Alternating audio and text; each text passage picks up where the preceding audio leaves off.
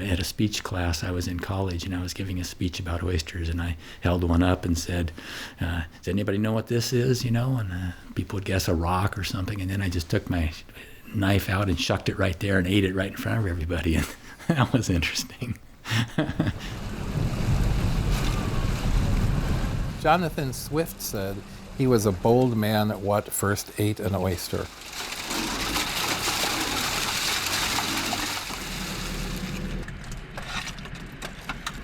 When you open the shell up and look at this, is this food? Well, I think your mind would probably answer no. But once you've tried one, then of course you're onto it, you're hooked. Wow, delicious.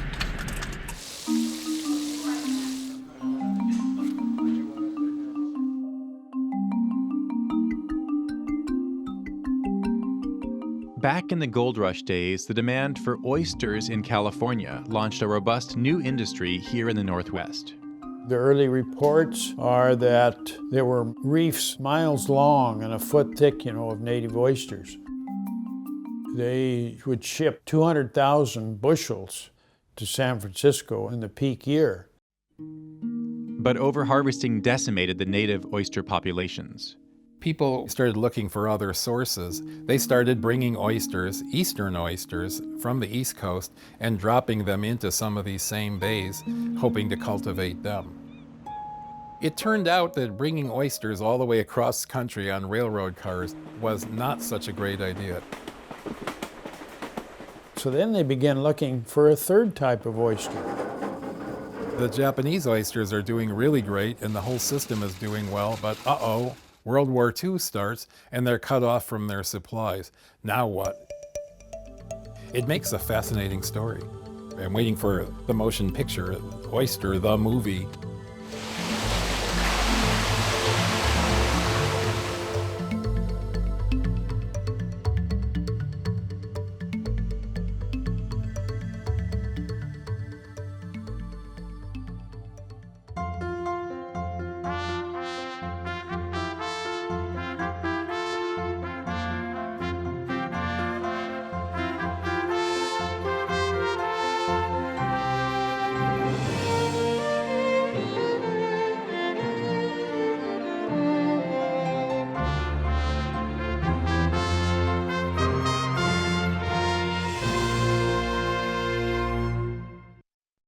Funding for Oregon Experience is provided by the James F. and Marion L. Miller Foundation, the Oregon Cultural Trust, and viewers like you. Thank you. Oysters are mollusks. In that respect, they're related to things like octopus and slugs and snails. But they don't move. People think they move, but they don't. Clams can move, mussels can't move, but abalones can move, and so can scallops, but oysters can't. They're not very advanced compared to, insects, for example. So they lead simple lives. In the mid-1800s, oysters had become an immensely popular food on the East Coast. People ate them raw, on the half shell, cooked in stews, and just about every other way as well.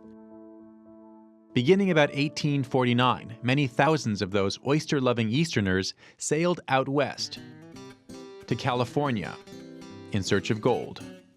When they arrived in San Francisco and realized the whole bay was just full of oysters waiting to be harvested, they had a field day. So much so that by about 2 years later, by 1851, they had pretty much eaten every oyster out of San Francisco Bay. They heard that there were oysters up north in Yaquina Bay and in Shoalwater Bay, and maybe even up in Puget Sound. Shoalwater Bay, Washington Territory, was much larger than any bay in Oregon. Several rivers met here and mixed with the ocean, and a seemingly endless supply of oysters grew on the bottom.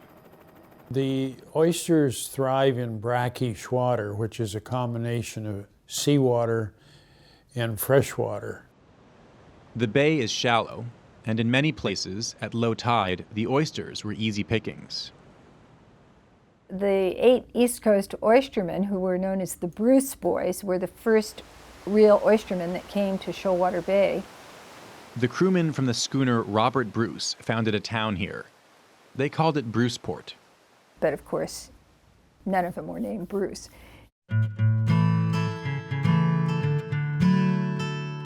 A second town sprung up across the bay.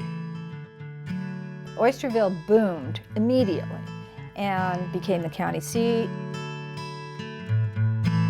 There were 3 saloons, at least, boarding houses. There were as many as 500 people in town.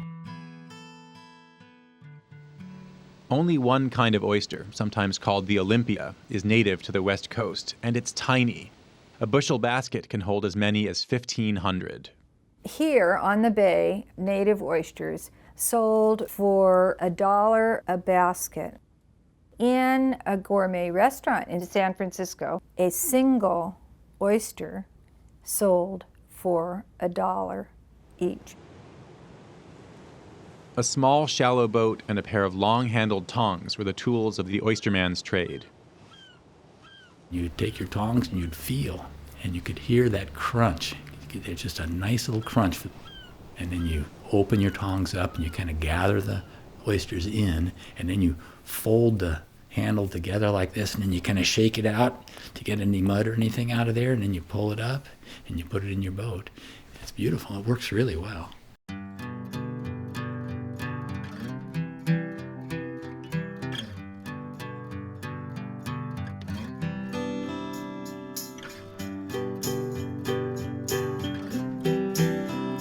Sleek oyster sailboats called plungers made short work of the lengthy trips across Shoalwater Bay. My grandfather had one, and the name of the boat was Julia. Grandpa Weigert didn't talk much, but he would take out his 2 oldest boys, Fred and John, with him, and they might be gone for several days out tonging oysters or doing whatever. And the only way the boys ever knew that they were going to go home that day was Grandpa would quit adding coffee grounds to the coffee pot. The plunger Vivian belonged to Minert Walksmith, who came here in 1870. These boats were magnificent. None of them exist today, not one. The Vivian and all the other wind-powered plungers were replaced by motorcraft.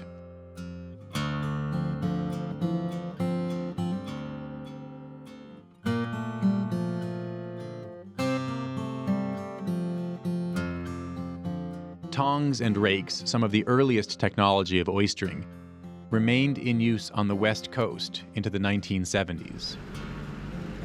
I don't think you'll see tonging much anymore because dredging is much easier than tonging.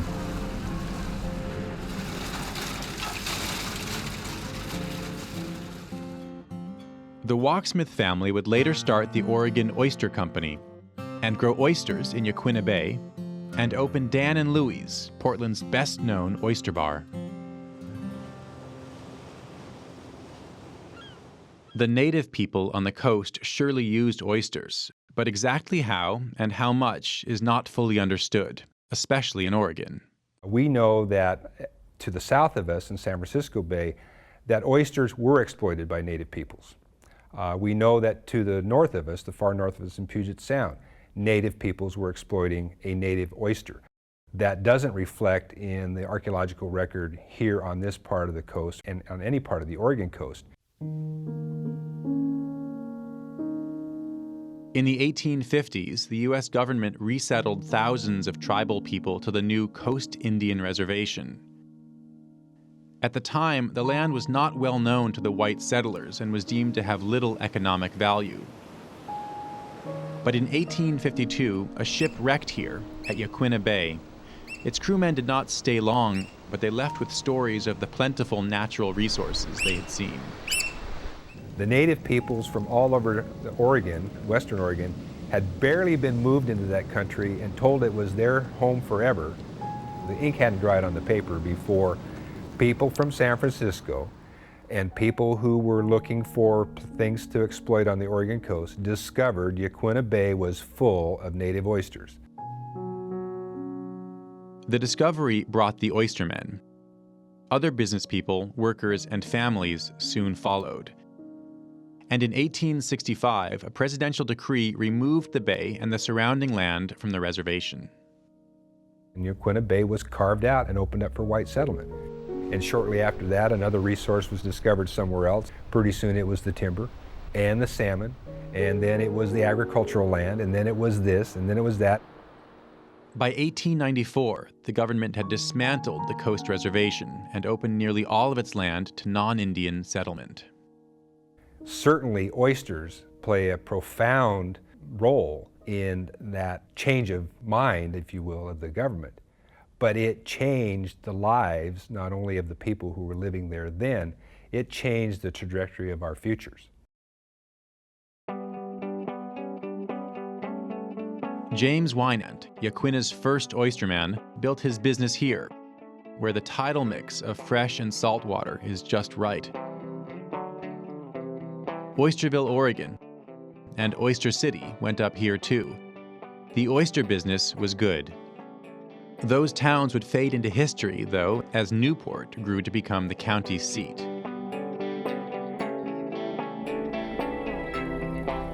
Oysters still thrive here, only now they are a different species, professionally farmed.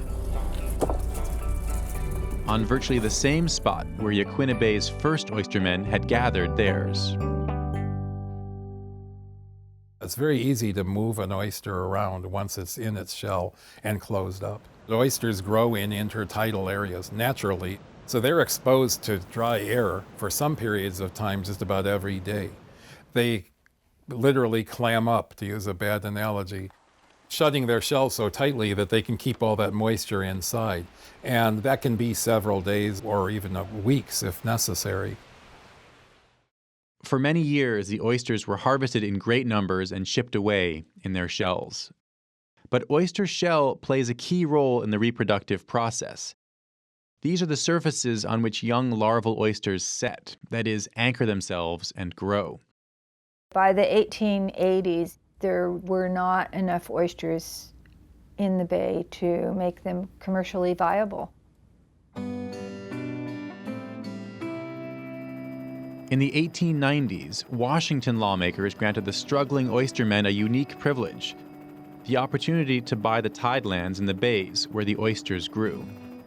People could actually go out and get bank loans based on how much acreage of tidal land that they actually owned.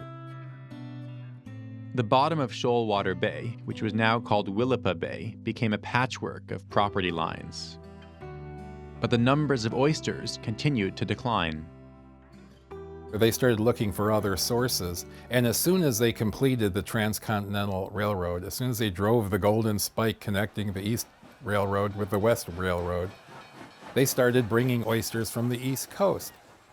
My grandfather was raising oysters down at Yaquina Bay, and the eastern oyster was the oyster. Everybody wanted easterns. Boxcars carried crates of young oysters from Atlantic waters. The oysters that survived the trip would be transplanted here to grow larger.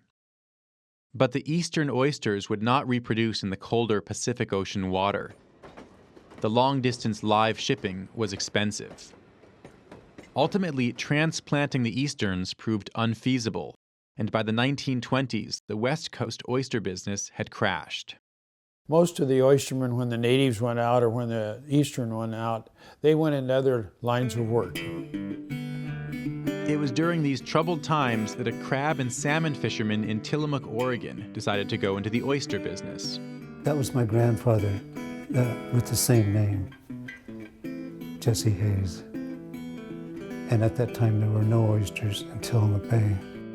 Then, in 1928, he found that they were importing oyster seed from Japan. So he brought some oyster seed back and to see if it would grow in Tillamook, and it did. And that was the beginning of the commercial oyster business in Tillamook. The so-called seed was pieces of oyster shell onto which oyster larvae had set back in Japan. This newfound way to transport and to plant oysters revolutionized the industry. They could sprinkle them like you would seed in a field. to develop an oyster crop. In Washington, the amount of oyster stock that was brought over from Japanese growers was truly astounding. You can see ships that are just full of these boxes of oyster seed.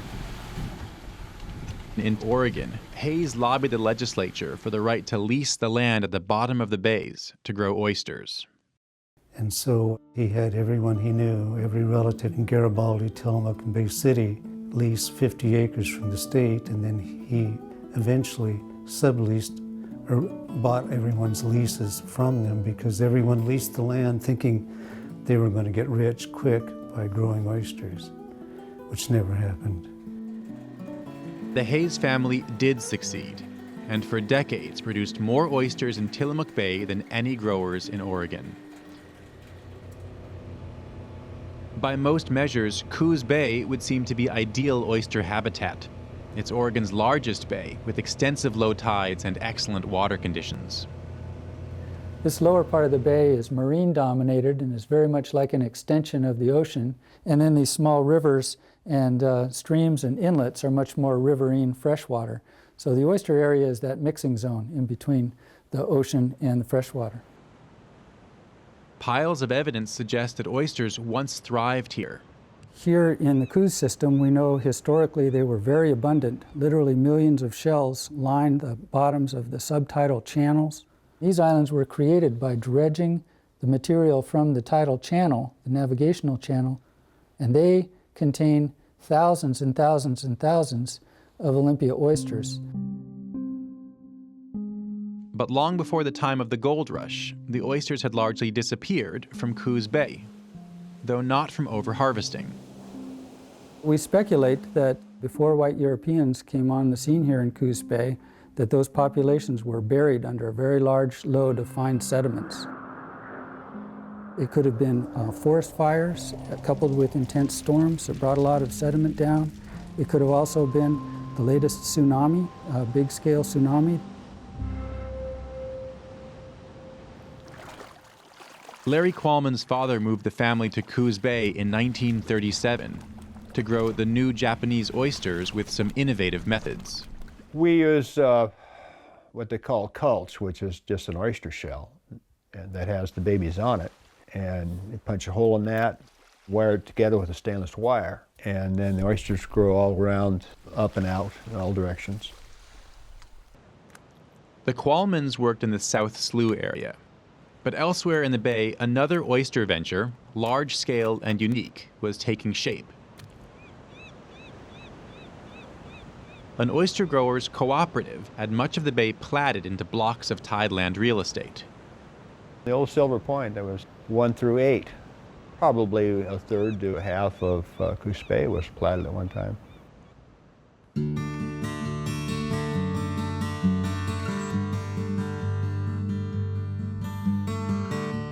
With films, photos, and printed materials, the co-op launched an ambitious sales campaign.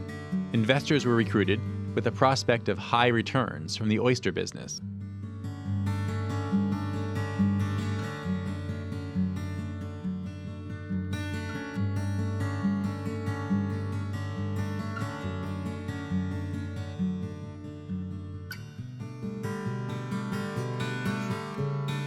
Unfortunately, some of it was sandy beach. It was all planted, and some of it had oysters on it, some of it never did. One way or another, all along the West Coast, people were now growing and canning oysters. Japanese oysters. But then in 1941, the Japanese government bombed Pearl Harbor. One change came quickly. They would no longer be called Japanese oysters, we would call them Pacifics. Deliveries of Pacific oyster seed from Japan stopped. Wartime shortages of metal had an impact on canning, yet oyster production here continued.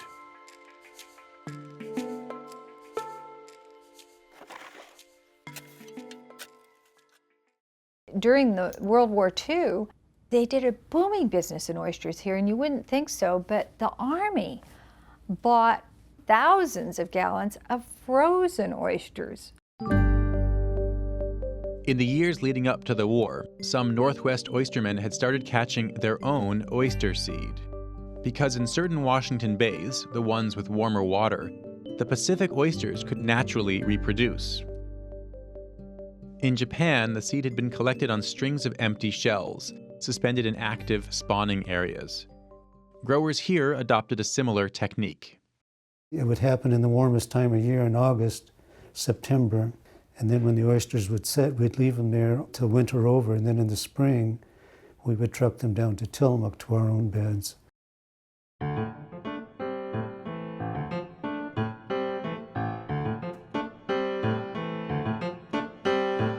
All of these canneries started proliferating all over up and down the coast to deal with the surplus of oysters.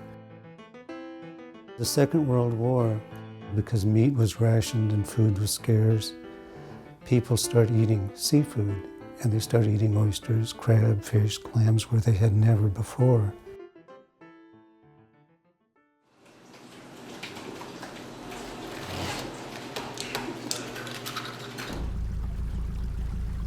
After the war, the boom in canned, cooked oyster products slowly declined. Today, most Northwest oysters are sold fresh, often simply shucked, washed, and packaged.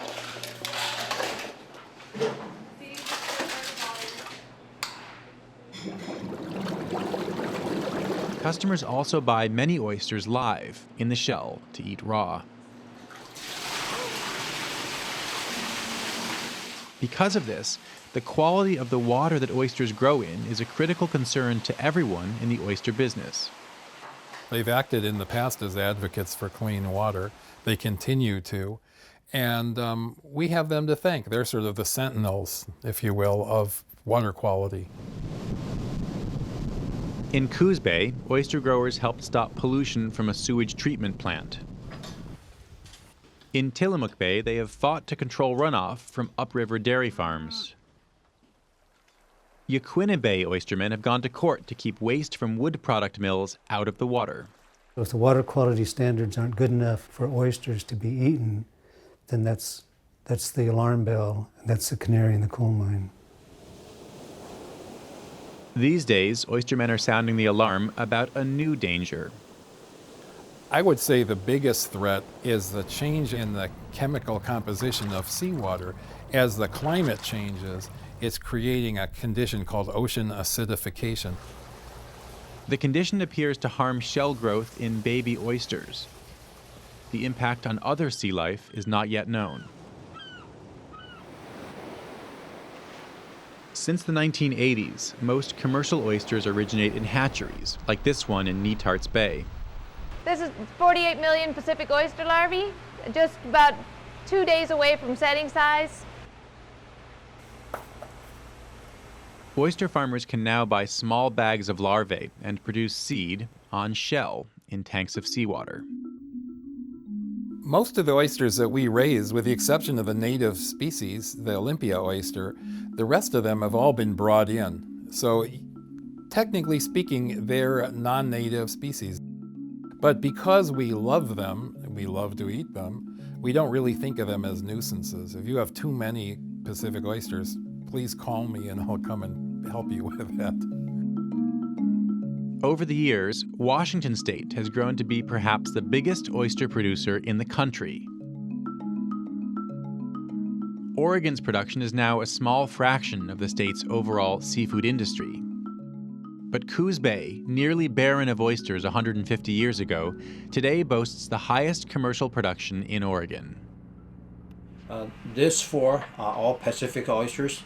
Those are around the 14 months old petite Pacifics. This is at least a 2.5 years old Pacific oyster. Those are native oysters, or you can call them Olympia oysters. And these four are Kumamoto oysters. The Pacifics, introduced from Japan nearly a century ago, still dominate. Good. Though in several bays, with help from scientists and conservation groups, the native Olympias are making a comeback.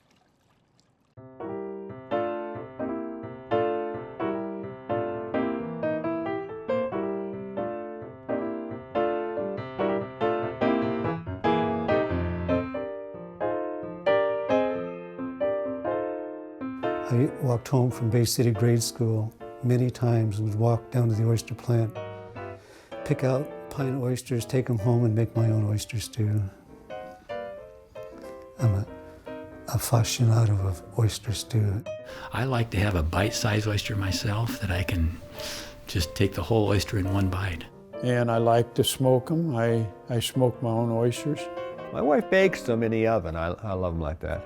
My grandfather would name off about 10 different ways to eat them, and then he'd always, at the end, say, but the best way to eat them is to eat them alive.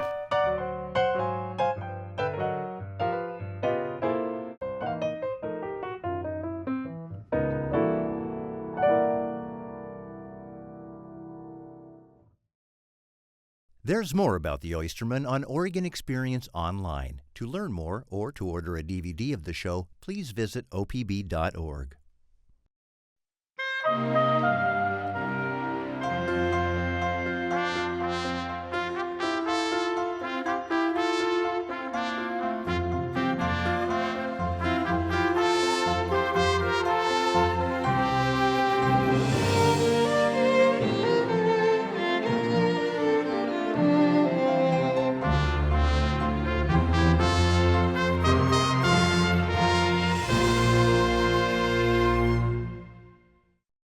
Funding for Oregon Experience is provided by the James F. and Marion L. Miller Foundation, the Oregon Cultural Trust, and viewers like you.